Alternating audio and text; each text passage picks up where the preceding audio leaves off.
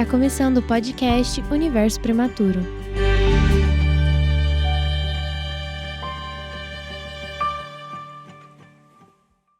Olá, estamos aqui no Núcleo de Comunicação e Design da Universidade de Franca para mais um bate-papo. É a 19ª conversa com o Universo Prematuro. E hoje, uma tarde muito especial para receber um pai. Hoje nós vamos escutar a fala de um pai, a sua vivência, e também ele é sociólogo. Então nós vamos ter aqui uma tarde de um bate-papo, né, para ouvir todas essas relações que nós temos enquanto pai, né? E eu gostaria que você se apresentasse. Meu nome é Ulisses Pinheiro Lampazzi, sou formado em História, em Filosofia, dou aula de Sociologia, de História, de Filosofia, tenho 36 anos e sou pai da Catarina, de 6 anos. É um prazer estar aqui. Seja bem-vindo aqui no Universo Prematuro. O Universo Prematuro, esse momento, é um momento que nós estamos muito próximo a todas as famílias. E é o primeiro pai que nós estamos recebendo aqui. E é importante, né, Ulisses, trazer para perto dessas famílias de prematuro esse olhar, né, de ser pai. Então, o que você nos conta um pouquinho sobre essa relação do papel pai? É interessante que eu entrei numa crise quando minha filha nasceu, porque eu não queria cometer erros que eu lia de ausência paterna, né, que a gente brinca, né, assim, ri pra não chorar, que é um patrimônio nacional a ausência paterna, em muitos casos, né, a ausência quando não material e afetiva, muitas vezes afetiva, né, aquele pai que paga contas. Então eu, né, nessa preocupação de não ocupar esse papel, eu fui ler, eu fui tentar, o que eu faço, qual que é meu papel, e eu lembro que no começo ali, aquele bebezinho, né, a mãe que amamenta, qual é meu papel ali? Então rolou esse momento de crise. E foi interessante, que é bem psicanalítico, foi um sonho que me trouxe a resposta. Eu sonhei que a Mariana, que é a mãe da Catarina, ela estava participando de uma entrevista super importante e eu era o assessor dela. Eu ficava ajoelhado do lado dela, caso ela precisasse de algo. Quando o entrevistador fazia uma pergunta para ela, eu pulava na frente e respondia. Lá para a terceira pergunta, ele... Não, para. É o seguinte, deixa eu te explicar uma coisa. Ela é o personagem principal. Você é o assessor. Se ela precisar de uma água, você pega. Então é engraçado como que o meu inconsciente elaborou aquela angústia que eu estava ali, e dali eu fui entendendo. E eu resumo o papel do pai, sobretudo nesse começo, né, ainda mais para prematuros, que o pai cuida de quem cuida. Né? Então o pai cuida ali de quem amamenta. Ela está confortável? Ela jantou também? Então, nesse momento, a gente fica em segundo plano, né? É muito normal ali. E a gente tem que entender que a gente está ali para cuidar de quem está cuidando, né? E por serem homens, e homens inseridos num patriarcalismo que geralmente a gente está em destaque, né? A sociedade, os valores foram construídos para a gente, e entender que nesse momento a gente não é protagonista, que a gente está ali em segundo plano, é um desafio para muitos, né? Mas eu entendo esse papel do homem como alguém que cuida dessa mãe, né? E, por extensão, nesse primeiro momento, da criança também. Então, nesse olhar, né, é comum também, às vezes, o pai, né, ele se priva de algumas vivências, né, nessa consequência também de uma formação. Como que você... E aí agora também pode misturar um pouquinho Ulisses pai e Ulisses sociólogo, né? Ulisses que estuda, né, essa vertente. Você vê nesse formato mais uma relação assim estrutural? Como que você vê essa transformação também para os dias atuais? É interessante que assim, a paternidade ela é uma prática social que muda com o tempo, que acompanha o seu tempo histórico, né? E essa formulação que nós vivemos de paternidade, nós devemos, na verdade, às mulheres, e aqui ao feminismo de segunda onda, ali anos 50, 60, mudando o papel da mulher na sociedade, e isso foi forçando os homens a mudarem o seu papel também, né? Então as mulheres elas se deslocaram, os homens não quiseram deslocar, o que eles andaram foi porque as mulheres mudaram e a gente ficou perdido, né? E onde que eu entro aqui? Então, o homem não é mais o provedor. Então, um dado mostra que no Brasil mais de 50% dos lares já são principalmente sustentados por mulheres. Então, o homem Ele não é mais o provedor, aquele que chega, né? A mulher ela já tem uma suficiência em várias questões. Nós ainda temos, né, outro patrimônio aí triste, que é a mãe solo, né, por abandono parental. Então, a paternidade ela vem sendo pensada e repensada muito nesse vácuo aí que trouxe a mudança do papel da mulher. Então, a mulher agora, que quer outras coisas, que tem menos filhos, que nós não temos mais aquela estrutura daquela mulher que ficava dentro de casa, que ela cuidava da criança, do idoso, da casa, então ela tinha 5 funções, né? Agora essa mulher trabalha também. Então o que eu percebo, e aí misturando, como você comentou, é que o homem ele tem que ter esse entendimento de um papel ativo naquela casa, né?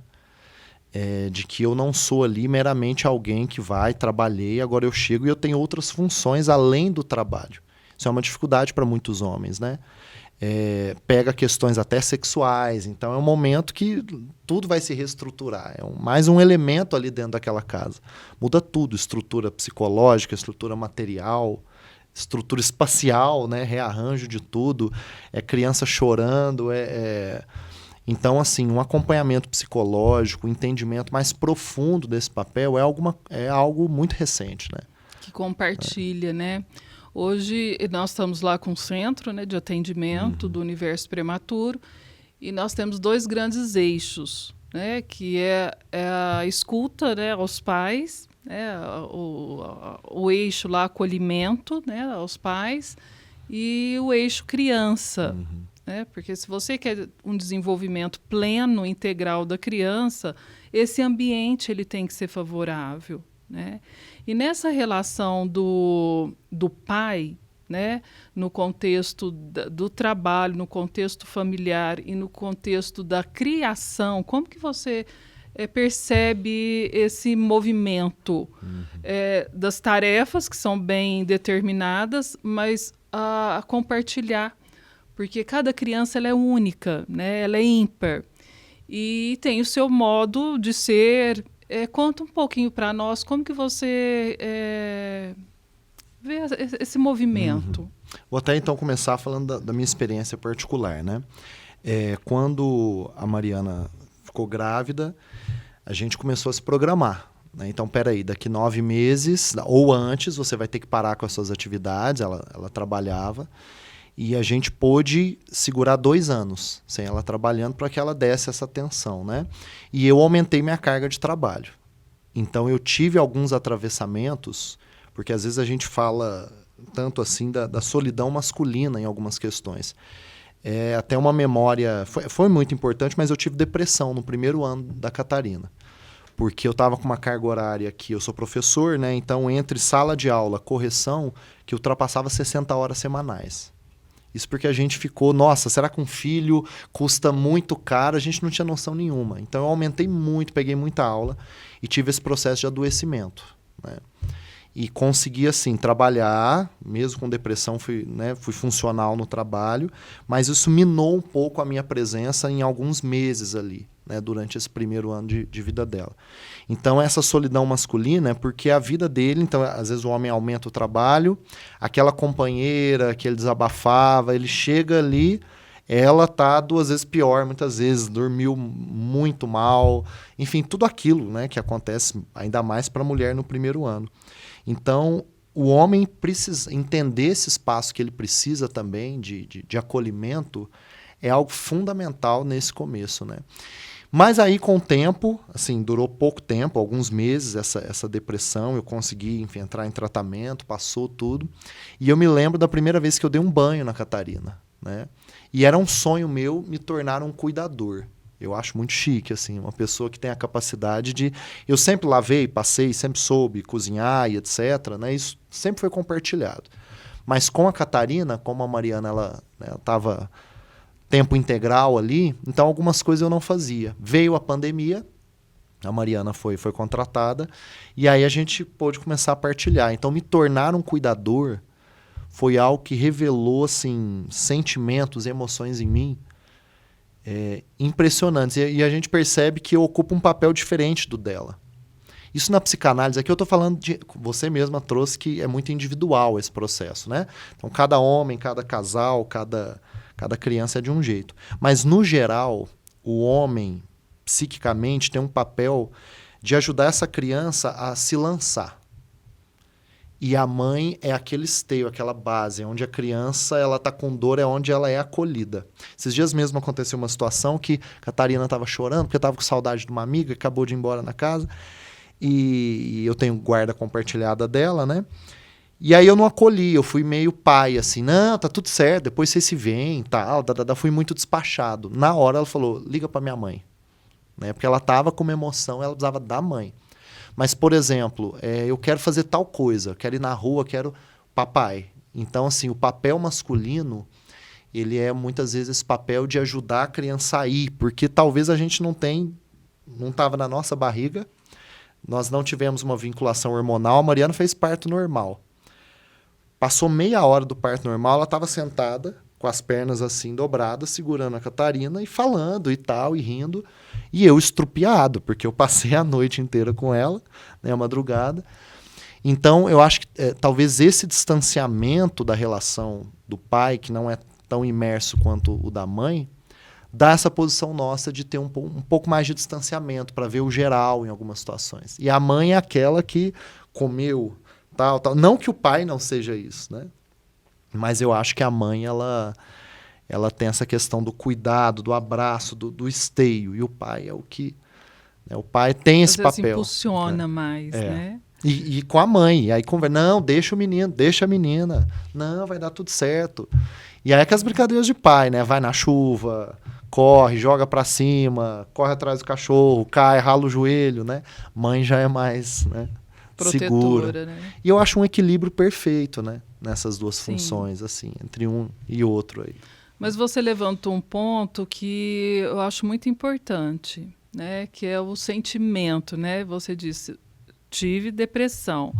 E essa fala, né, da depressão, da mudança, a gente carrega muito para a relação materna, né? É hormonal. Então, a gente sempre desloca muito e a compreensão por esse processo. Mas eu acho que o pai também tem que ter, né? Como que foi você reconheceu rápido esse sentimento e você procurou apoio? Porque o homem também, eu acredito que ele se reserva um pouco mais, né? A mãe, ela se coloca mais, porque eu acho que a sociedade mesmo permite essa fala, né? Mais aberta. E o homem, geralmente, não. Mas é muito importante essa questão, porque é uma mudança para os dois, tanto para a mãe quanto para o pai. Às vezes nós damos a voz mais para a mãe, né, no reconhecimento, mas o homem também, o pai, ele tem um processo também diferente, né, da introdução daquela criança na vida. Sim. Eu venho estudando masculinidade já há pelo menos uns 3, 4 anos, né? E eu acho que a palavra que mais define uma criação tradicional de um homem é um processo de insensibilização. Nós somos educados, isso é uma virtude no universo masculino tradicional, patriarcal, de não sentir. Então, quem chora é a mulher, quem emociona é a mulher, o homem é o que acha aquilo uma frescura, o homem é o que vai lá e faz o que tem que ser feito, sem se emocionar, sem se envolver, né? Então, essa é a educação tradicional. E paternidade... Isso aqui vamos falar até para os pais aí de primeira viagem, né? Muda radicalmente tudo, né? Vai mudar, vamos pensar aqui, né? Eu vou até dar um exemplo. A primeira sensação que eu tive quando eu descobri que a Mariana estava grávida era de que eu não podia morrer. É muito engraçado. Foi a primeira consta. Não, eu não posso morrer agora. Então, eu que nos meus carrinhos velhos lá, eu andava 120, 140 na rodovia, comecei a andar 90, 100. Porque eu falei, não posso, a pessoa precisa de mim. Né? No primeiro momento ainda não tinha a Catarina, era uma... Né? Isso para o pai também é um atravessamento muito interessante. A gente está vendo uma barriga, a gente não está sentindo chute, a gente não está sentindo nada. Né? Então eu fiquei muito... Tanto que depois que a Catarina nasceu, eu demorei, acho que no outro dia que eu fui realmente olhar para ela como minha filha. Eu estava, Mariana tá bem? E a Mariana dormiu à noite? É interessante, assim, eu tive uma demora, né? Então mudou isso. Depois mudou, quando a Catarina nasceu, né, a gente começa a pensar, nossa, agora eu não posso morrer nos próximos 25 anos, mais ou menos. Deixa ela terminar a faculdade. Eu amo a vida, não penso em morte, mas quando eu penso nesse sentido, deixa ela terminar a faculdade primeiro. É uma pitada de insegurança, né? E se eu não estiver? E é muito doido que eu aprendi sendo pai que o amor tem um lado de muita força, a gente querer dar o nosso melhor e trabalhar mais e tal. Mas eu falo que tem um lado de fragilidade porque a minha vida agora não depende só de mim, a minha felicidade. Né? Então, se minha filha estiver sofrendo nesse momento algo, eu não conseguiria estar aqui pleno. Eu sei que ela está ali na escola, está feliz e tal, então eu estou tranquilo, né? Interessante isso. Mas, enfim, muda tudo. Muda o relacionamento, muda a nossa relação com o trabalho, muda o nosso cotidiano, a nossa casa. Então, agora eu estou voltando a ter uma casa organizada. Sem pisar em carrinho, sem furar o pé com o bonequinho, com o dedo da boneca para cima. E isso atravessa esses homens de maneiras diferentes, né? Tem um fenômeno aí de pais que ficam... Eu não tive isso, né? Mas pais que ficam com ciúmes dessa atenção. Então, são pais que têm questões afetivas a serem trabalhadas. E aí essa mãe, que era a parceirona dele ali, de tomar cerveja, de ficar o final de semana, ver filme e correr, de repente é o filho, é foto com o filho. Tem muitos pais que têm esse estranhamento. E, assim, eu, como sempre gostei de psicologia, sempre fui muito voltado para autoconhecimento, filosofia, eu percebi, assim, porque eu falei, peraí, o que eu mais gostava de fazer, eu não estou querendo fazer. Uma dose de angústia muito profunda. Eu estava dormindo uma média de 5 horas por noite, porque eu pego muita estrada, muitas cidades. Então eu percebi desde o começo, assim. Foi num sábado, eu terminei de dar uma aula, entrei no carro e falei, nossa, tem alguma coisa aqui, né? Eu tenho que olhar para isso. E era um burnout, que foi seguido da depressão ali. E demorou 6 meses para eu conseguir. Eu precisei de férias, precisei de exercício físico, de dormir, para conseguir passar por isso, né? E a gente não olha para o acolhimento a esse pai, né? E aí junta que ele vem de um meio de insensibilização, que é aquele que, não, que isso, que bobagem. Não né? posso Ela sentir. isso, não se permitir sentir, né? Então aí nós temos um prato cheio para um começo de uma paternidade vivida com distanciamento. Porque a maior característica da depressão é a destruição dos vínculos, né? A gente vai desvinculando até daquilo que a gente mais gosta de fazer. E eu senti isso no primeiro ano. Eu estava lá, eu estava fazendo as coisas que precisavam ser feitas, mas só eu sei o distanciamento emocional, porque eu estava doente, né? Esses 6 meses. E o que veio depois dessa conexão tão profunda só confirma que eu estava doente mesmo. Então é um desperdício, assim, a gente não olhar para isso e perder a oportunidade de um vínculo mais profundo, né? E outro ponto também que eu acho interessante, né? E a Catarina também já tem 7 anos. Vai fazer 7 vai fazer final do 7. É a relação temporal, né? Então, assim, a mãe ou o pai, né? Como eles vão movimentando no decorrer de cada fase. Primeiro ano, né, é um corte bem interessante, que é o maior desenvolvimento da criança e mudança naquela estrutura. Depois até 3 anos, e aí começa a escolinha, creche, e é outro período. Você consegue se ver nesses cortes, assim, como pai, ou mesmo frente aos estudos, tem uma relação que nós podemos interligar? É interessante que vai mudando a criança e vai mudando a paternidade, a maternidade também, né? Então, no começo, era uma relação muito mais ligada à Mariana. Eu estava trabalhando muito e ela, né, ali. Eu fui dar o primeiro banho, isso é uma coisa que eu fico por entender, assim, é uma questão, né, da minha trajetória ali. Mas eu fui dar o primeiro banho com mais de 2 anos. Mas eu fazia dormir, eu, né, pegava no colo, enfim, passeava com ela, fazia várias coisas.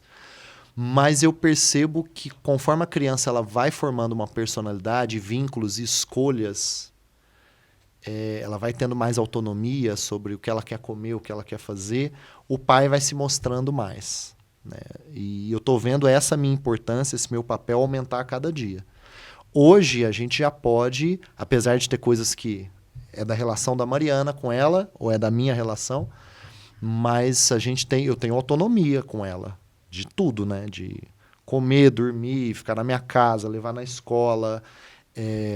A Mariana está mais inteirada de algumas coisas, mas eu sei qual que é a médica, eu sei qual que é a dentista. Isso é uma coisa muito importante dos pais entenderem também.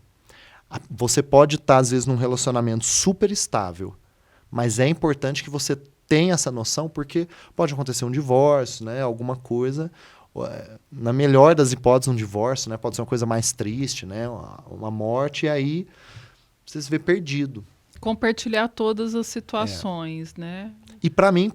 tarefas, né? Não é dividir tarefas cotidianas, é isso que eu ia falar. Porque para mim, paternidade é paternidade cotidiana. Eu vi esses dias até um recorte falando que... Não, mas a criança ela não precisa que você morra por ela. Em quantas situações, quantos casos você já viu que o pai teve que morrer pelo filho? A questão é que precisa que o pai viva, né, com esse filho. Então, ela não está precisando desses extremos, desse papel. Aí eu vou usar aqui até um argumento, né, da Bell Hooks, uma autora que está muito em alta já há alguns anos, de que amor é ação, né? Amor não é eu aqui com o meu sentimento muito profundo e gigantesco sobre esse ser. Então, amor é o café da manhã, é o almoço, é o dar banho, é o levar no lugar, é o saber da vida da criança, perguntar como que foi na escola, fazer parte, brincar, dar essa qualidade, esse tempo, né? Então, conforme eu fui aprendendo isso, essa é a minha demonstração de amor, assim, sair para comer com ela, ouvi-la, ler um livro com ela, que a gente lê todos os dias, né? Alguma coisa, é um hábito nosso. Então, é muito importante, você, pai de primeira viagem, vai entendendo isso. Paternidade é cotidiano. Acho que isso é muito importante a gente ter em mente, né? E você vê nessa relação, né? E hoje numa relação paterna, né? E dentro de um grupo, né, social, a comunidade... Sim. Você ainda observa alguns pontos que poderiam ser movimentados de outra forma? Banheiro unissex é uma coisa que faz falta para a gente levar a criança, né? Agora ela não usa mais fralda já há um tempo, mas o fraldário era um sufoco, né? Parece que o mercado, a sociedade ainda não se articulou como a universidade articulou, os debates, né? Quem procura já está articulado. A visão... Aqui, na verdade, eu tenho que falar mais sobre as mulheres do que sobre o pai, né? Então, alguns dados. O homem que tem filhos, ele consegue emprego mais fácil. A mulher que tem filhos tem mais dificuldade para conseguir emprego. Então, aqui, na verdade, eu vou falar de um ponto de privilégios, né? Um pai divorciado que faz o mínimo, ele é o herói da nação. Assim, nossa, olha lá, mas que pai fantástico e etc. A mulher que, enfim, sai um dia com as amigas e... Ué, mas deixou com quem? Né? Então, eu acho que o homem tem que olhar para essa percepção de que nós temos privilégios do patriarcalismo, né? E que a gente recebe palmas por fazer muito pouco. Mas será que esse pouco é justo, né? Será que esse pouco contempla as necessidades da parceira ou da mãe, da criança? Então... voltando no triste clássico da ausência paterna, como a ausência paterna é muito presente, eu tenho, sei lá, 16 anos de professor. Por ano, eu conheço 300, 400 jovens, né? E sou muito imersivo, gosto de psicologia, eles me procuram muito. Mas é uma quantidade absurda de gente falando do pai. Do pai. É difícil. Quando fala da mãe, a mãe é brava. Ou a mãe ela é impaciente, ou a mãe é muito chata. Agora... É muito difícil ouvir que uma mãe é ausente, né? Agora, um pai é impressionante. Assim, meu pai não conversa comigo. Meu pai, ele isso fala fechado. Dos jovens. Dos jovens. Isso adolescentes já. Né? Um amigo meu fez uma atividade com os meninos. O que você gostaria? Mas era uma coisa dentro da escola. E era uma turma, eu não dou aula pro fundamental, mas era uma turminha de 11 anos de idade. O que você queria pro seu ano? Tinha a ver com escola. E eles falaram, eu queria que meu pai falasse mais comigo. Eu queria que meu pai me visitasse mais. Eu queria que meu pai... Né?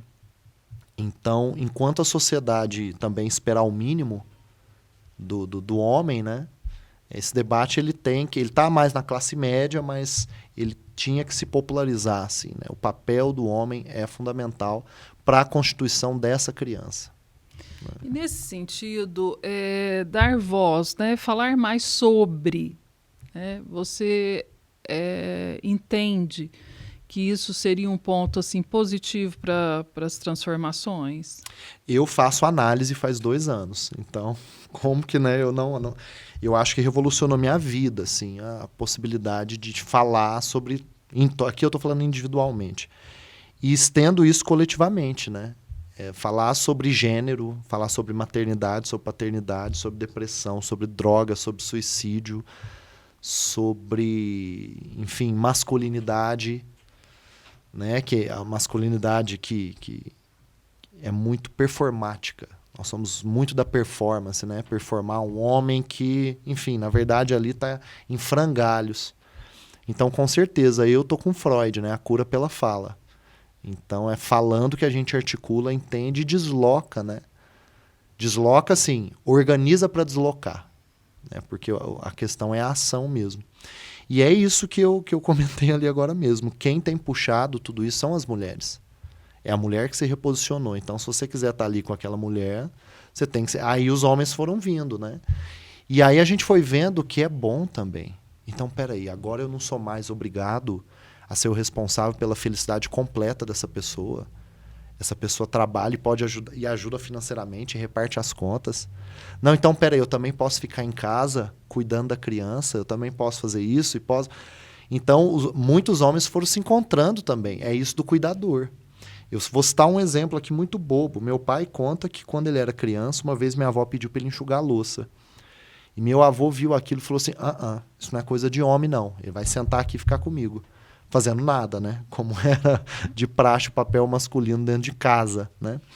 Então, de uma sociedade em que o homem não pode enxugar uma louça para uma em que eu tô lá fazendo janta com a minha filha, decidindo o cardápio e a gente vai passear e eu prendo o cabelo dela e brinco de Barbie com ela.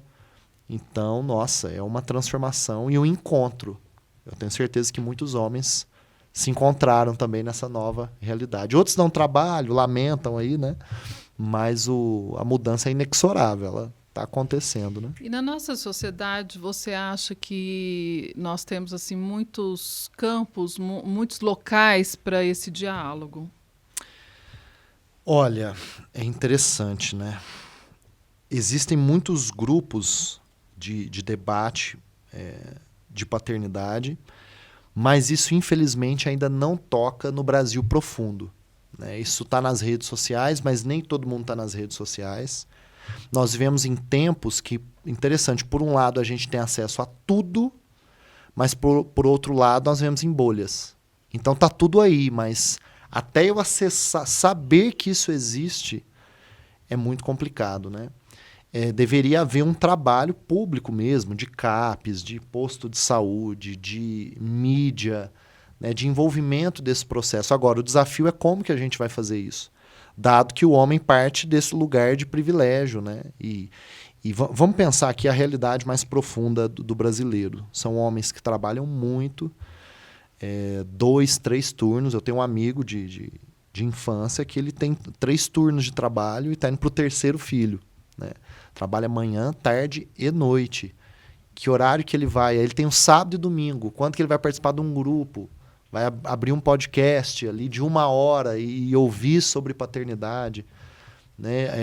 Temos aí a questão educacional também no Brasil, que é bem comprometida. Então, eu acho que não é nem a existência, mas é a acessibilidade, a divulgação que são fundamentais, né? Isso que infelizmente a gente ainda peca muito aqui. Muito interessante, porque nós estamos aqui falando de uma situação nova, que é nova para a mulher e nova para o homem, né? E nós determinamos alguns papéis e nós estamos na busca de um equilíbrio para compartilhar, né? Para formar um novo ser, né? Nessa perspectiva da formação, né? E desse desse equilíbrio, né, entre a criação do pai e da mãe, né, a nova vertente do casal e a situação para formar um outro ser, né? Como que você vê essa questão dessa transformação? É interessante que a minha paternidade ela foi inventada. E essa é a maioria da realidade dos pais no Brasil que decidem olhar para essa paternidade, né? Porque essa ausência paterna, e eu tive um pai ausente, presente fisicamente, presente financeiramente, mas afetivamente distante. Ele foi pai muito jovem, tinha 23 anos de idade, e a gente pouco conversou, ele pouco acompanhou, ele pouco me conheceu.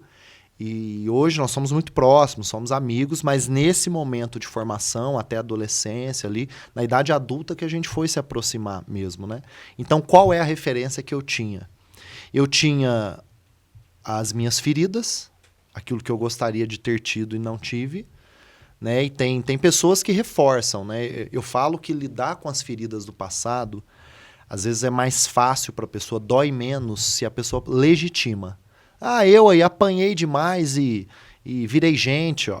É uma forma de lidar com o fato de ter apanhado muito. Eu não, toda vez que eu apanhei, eu particularmente falando, não aprendi nada, nunca. De tapa, de chinelada, nunca tomei cintada, mas sempre foi extremamente desagradável, nunca uma conversa dos meus pais sempre me deslocou muito mais para entender do que isso. Mas muitas pessoas legitimam, eu não, né? E muitas pessoas não fazem isso. Eu fui pro outro lado, não, eu quero ser diferente disso que eu recebi. Então, a gente tem que se perdoar nesse caminho. Eu lembro de uma situação que eu gritei com a Catarina, porque ela estava com a mão cheia de tinta, e eu falei, ó, eu vou limpar você aqui.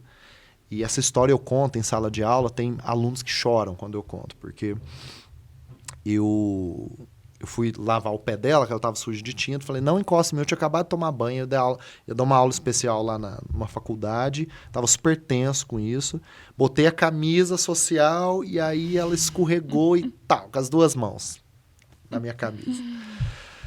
Ali eu fui para um lugar, assim, eu nunca bati, nunca vou bater, né? Mas de ficar muito irritado e de ser muito agressivo desproporcionalmente com ela. Como que você faz isso? Tá. E ela começou a chorar. E a hora que ela começou a chorar, passa um filme na cabeça da gente, né? Eu não sei porquê, eu deixei ela ali no banho um pouquinho, fui para uma área lá do apartamento e eu fui chorar. Eu estava numa semana que eu estava acessando umas coisas da minha infância também, com meu pai. E aí eu fui chorar. Chorei, fiquei um tempo ali chorando, voltei e falei assim, Catarina, você queria continuar brincando de tinta? Queria, papai. Então ajoelhei e falei, você me desculpa. Papai estava nervoso, tal, eu não posso falar assim com você, tal. Ela parou de chorar, fui brincar com ela na tinta, rolei na tinta, tinha um tempo, né, para chegar na faculdade. Já estava todo sujo já peguei um papelão, grudamos a mão e eu guardo esse papelão com a minha mão, com a mão dela, com o pé dela, tal. Então, a gente tem que entender esse processo de que, assim, é isso, é pedindo desculpa, é errando ali, é vendo um vídeo novo que eu falo, nossa, eu acho que eu estou fazendo errado. Como é algo a ser inventado, então, nós homens, a gente tem que entender que a gente está abrindo a picada, né? A gente está abrindo a mata. E a gente vai errar caminho, vai fazer rota maior, vai... Mas o importante, isso é o mais sagrado que eu falo, que a gente pode dar para uma criança. É o nosso tempo e o nosso olhar. O resto se ajeita. Eu tenho um colega que ele apanhou muito na infância. Mas era um pai que batia, mas super atento, super... sabe, afetivo, afetuoso em outros momentos, passeava, tal, teve esse olhar, foi muito presente. Então ele olha para essas chineladas que ele tomava, ele não era agredido assim, um dia ele não era espancado, mas sempre tomava uma chinelada, tomou umas cintadas, só às uma vezes, aquecida. só. E ele realmente lida muito bem, porque ele teve esse pai.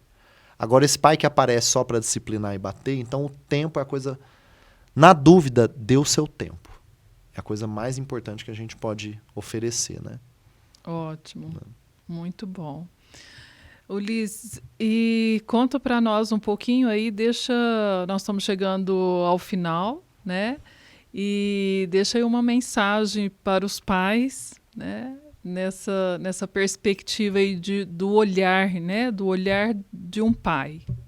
Então, eu vou olhar nos olhos aqui dos pais e dizer que a principal questão é a gente entender que nós somos seres humanos. Se humanizar a sua companheira, que está ali, que está tendo filho com você, humanizar você mesmo, e humanizar é entender que você tem o seu lado maravilhoso. Tem uma frase do Caetano Veloso que diz que cada um sabe a dor e a delícia de ser a quem se é.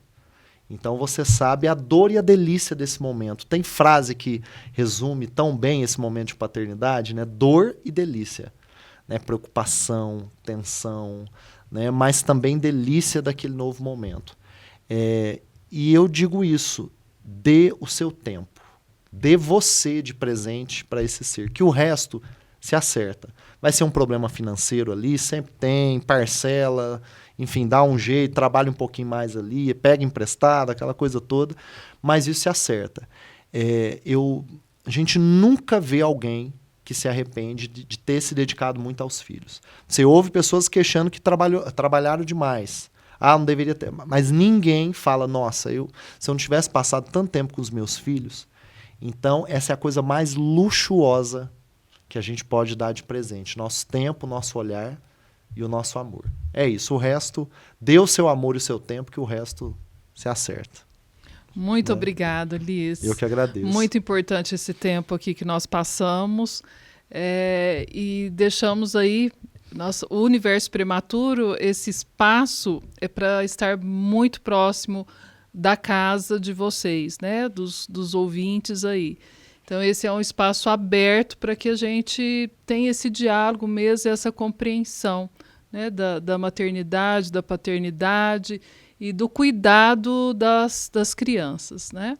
Muito obrigada, Ulisses. Esperamos você mais vezes aqui. E nós vamos encerrando. Agradecemos aqui o Núcleo de Comunicação e Design da Universidade de Franca e sua equipe. E logo, logo estaremos juntos. Esse foi o podcast Universo Prematuro.